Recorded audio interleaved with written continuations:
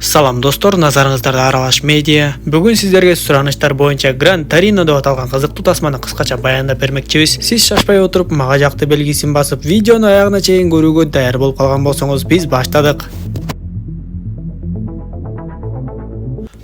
Тасманын башында эле Уолт Ковальский аттуу адам менен таанышабыз. Ал дээрлик бүтүндөй өмүрүн Ford заводунда иштеп өткөрүп, акыры ардактуу эс алууга пенсияга да чыгат. Бирок ал жубайынан айрылып калып, бүгүн ошол жубайын акыркы сапарга узатуу аз эми өткөрүлүп жаткан. Албетте ал жерге Уолттун балдары Стив менен Мич дагы өздөрүнүн үй бүлөсү жана бала чакасы менен келишет. Көрсө Уолттун эки баласы тең өздөрүнчө үй бүлөлөрү менен жашашат экен. Уолт дагы сыягы балдары менен эч кандай иши жок сыяктуу болуп, ушундай жерге да ачык-чачык кийинип келген небересин көрүп эле жаман көрө баштайт. Ошентип салтанат бүтүп, башка элдер менен кошо эле Уолттун эки баласы дагы өз үй бүлөлөрү менен кетишкен соң, Уолт өзүнүн үйүндө жалгыз ити менен эле жашоосун өткөрө баштайт. Качандыр бир кезде бул жерде жалаң гана ак америкалыктар болгону айтылат. Азыр болсо бул жерге көбүнчө Азиядан келген келгиндер, көбүнчөсү корейлер басып кетип, анан да кайдан жайдан келген кара терилүү негрлер пайда болушуп, көчөлөрдө башаламандык пайда болуп эле кылмыштуулук күч алыптыр. Корей согушунан кийинки ардагер корейлерди өтө деле жактыра берчү эмес. Ушул эле жетишпей аткансып эми Уолтко дал ошол корейлер кошуна болуп калышат. Уолт чылымды да өтө көп чегип, ошонун таасиринен баайтор оор жөтөлчү.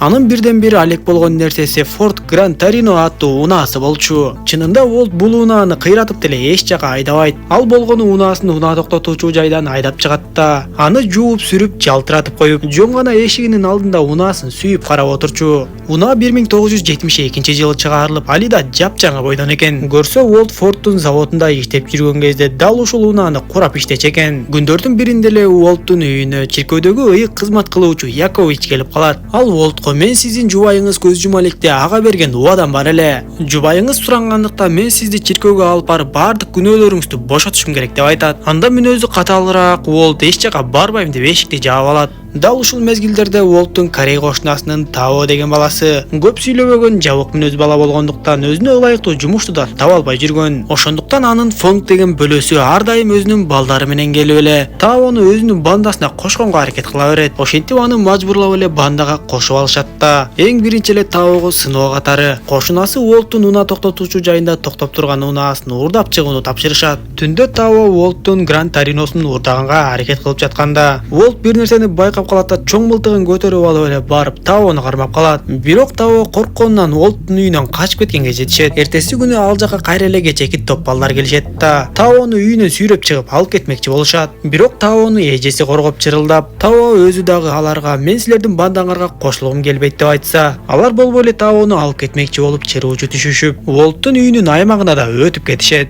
Ошондо Уолт кайра эле чоң мылтыгын көтөрүп чыгат да бул үй бүлөнү жайына койгула деп айтып бандиттерди кууп жиберет. Эртеси эртең менен эле Уолт үйүнөн чыкса эле, корейлердин салт санаасына ылайык алар Уолтко түркүн тамак аштарды жана башка белек бешкектерди таштап кетишиптир. Сыягы өткөн түнү Тао качып кеткенде Уолт аны тааный албай калган окшойт. Тао ошол күнү үй бүлөсү менен Уолтко келип: "Сиздин унааңызды мен уурдайын деген болчумун. Унааңызды уурдаганга аракет кылгандыгым үчүн кечирим сурайм" десе, Уолт кайра эле баягы катаал мүнөзү менен: "Эмне болсоңор ошол болгула. Тетиги жерге жыйып койгон белек бешкеңерди дагы алып кеткиле" деп коет. Арадан күндөр өтүп, Уолт унаасы менен кетип бара жатып эле бир жерден кайра Таонун эжесин көрүп калат. Ал жерде Таонун эжесин афро-америкалык кара терилүү адамдар кармап алышкан болот. Уолт дароо эле алардын жанына келет да кызды кое бергиле деп айтып, а дегенде тапанчасын алып чыккандай болуп эле колун тапанчадай кылып алса, алар Уолтту дароо эле шылдыңдай башташат. Анда Уолт чыныгы тапанчасын алып чыгып кыйкыра баштап, кара терилүүлөр болсо кызды дароо кое берип жиберишти. Уолт менен Сью үйгө келе жатып сүйлөшүп калышып, Сью болсо Уолтко согуштан кийин кантип бул жака качкын болуп келип калышкандарын айтып берет.